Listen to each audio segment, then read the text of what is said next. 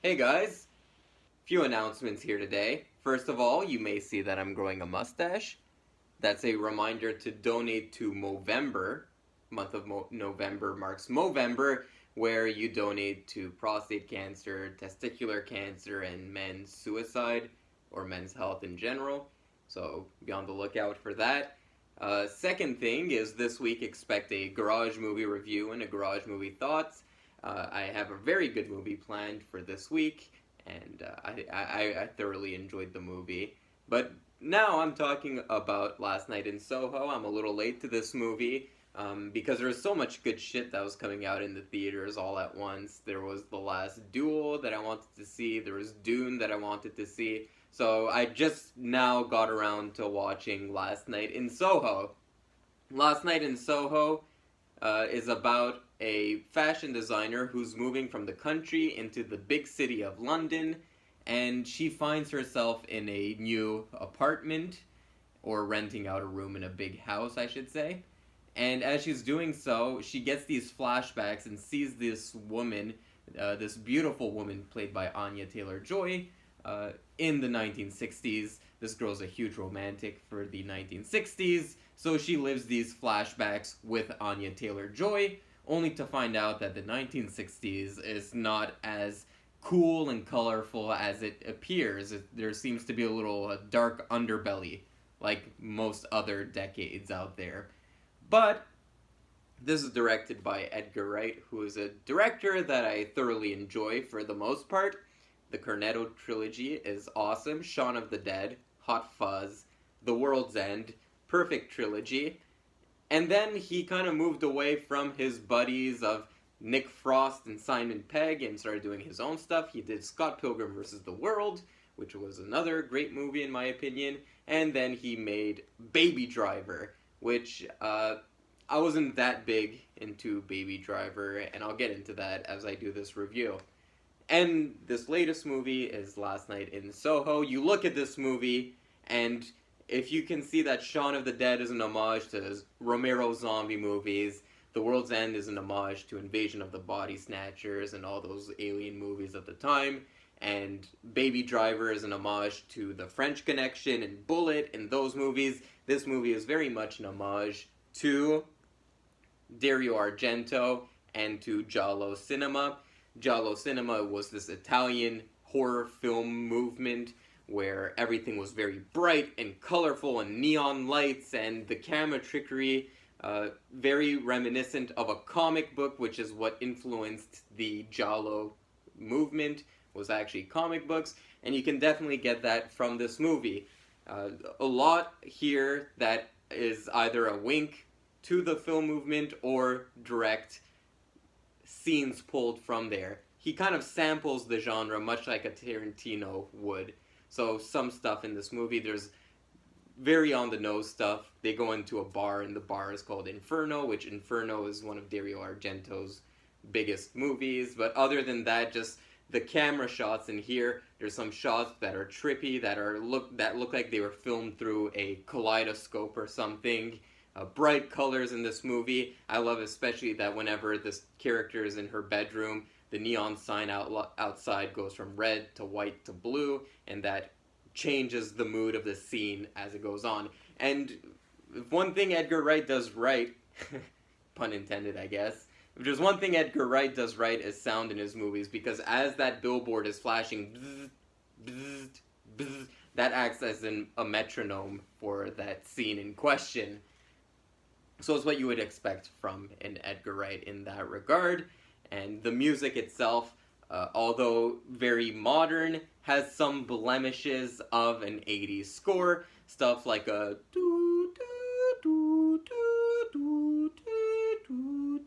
like a de-escalating scale on a synthesizer, as well as a bass that does dong dong dong dong, and then a hammer on boom boom, something like that. A couple of cues from a Giallo film. Did I like this movie? Yes, I did. I don't want you guys to get the wrong impression. I think this is a very solid movie, and probably better than anything you would see in the cinema right now. But as far as a movie within Edgar Wright's catalog, it was missing a little something, and I'm trying to put my finger on it because I had the same problem with Baby Driver. When I watch a movie like Shaun of the Dead or The World's End or Hot Fuzz or even Scott Pilgrim vs. the World, they feel like movies within their respective genres, but they push it a little further. Hot Fuzz, for example, is very much an 80s or 90s action movie, but it pushes the genre further, that movie being a criticism of its audiences, just being a bunch of numbnuts that want to see blood and action. It's a kind of criticism on that. So it takes like a step in like a different direction. And The World's End is a movie about a guy who is in love with the past, and he returns to his hometown, and his hometown is run by aliens, and it kind of works on that sensation of nostalgia. So it takes the genre and pushes it further into a direction you wouldn't expect. Whereas a movie like Baby Driver or this movie, it feels like a movie within the genre, a very good movie within the genre, but not as forward thinking as something like the Cornetto trilogy, or even what Scott Pilgrim vs. the World did for comic book movies. Now, I did enjoy this movie, don't get me wrong. The performances all here are pretty good. Except the lead performance, I feel like there's a few lines I feel like she delivered in all kind of like the same way, a lot of repetition in her performance. But the supporting cast around her, Anya Taylor-Joy and Matt Smith, did a great job in this movie. Again, the cinematography in this is beautiful, the sound is beautiful. Everything seems to work in this, and to me it falls a bit more in line with a Baby Driver, where Baby Driver, you watch it, it's an homage to Bullet, it's an homage to French Connection, all those very 1970s action movies that are heavily reliant on very real car chases. It fits within that genre, but it doesn't really push the boundaries of that genre. And I would say the same thing about this movie. And this movie really is I think it's definitely better than Baby Driver because of mostly the themes that it brings up, themes of nostalgia, but to me that was very reminiscent of The World's End, but also themes of how we mistreat women in our society and just that dark underbelly of every city, and how that could lead women to become mentally scarred. That I thought was pretty interesting in this movie, but other than that, it doesn't really push the genre to the point where it made me think, why was this movie presented as a giallo film, other than the fact that Edgar Wright kind of gets to flex and be like, look how much I love this genre, and he does really love the genre, and from the cinematography, the sound, the music, the visual, everything about it feels like a giallo movie, but I'm like, why was this story supposed to be told as a giallo movie? And one might say that Edgar Wright is low-key criticizing himself because the lead character in this movie is a romantic of the 1960s, whereas Edgar Wright is being a romantic for the 1980s with this giallo style. I get that, but it's also something that I saw already in The World's End, and I feel like The World's End kind of did it better. I feel like the more Edgar Wright makes movies, like when you watch Shaun of the Dead, it's... Whoops, knocked my microphone. When you watch Shaun of the Dead, it's 50% zombie, 50% Edgar Wright. When you watch Hot Fuzz, it's 50% action movie, 50% Edgar Wright. And The World's End, same thing. But as his movies go on, the genre starts to prevail, and Edgar Wright's voice kind of gets a little overtaken by the genre. When you compare him to a director like Tarantino, for example, Django Unchained is very much a Western and very much a blaxploitation movie, but it's also blended very well with Tarantino's unique voice. And even in the lesser Tarantino movies like Hateful Eight and Death Proof, I can still hear that Tarantino voice. Whereas the last two Edgar Wright movies, last two Edgar Wright movies were Baby Driver and Soho. I feel like that unique voice is getting lost. And I think it might be because he's starting to not do movies with Simon Pegg and Nick Frost anymore. Maybe they had a heavy hand in the script. Maybe because he just doesn't want to do comedy as much. His last two movies weren't as comedic.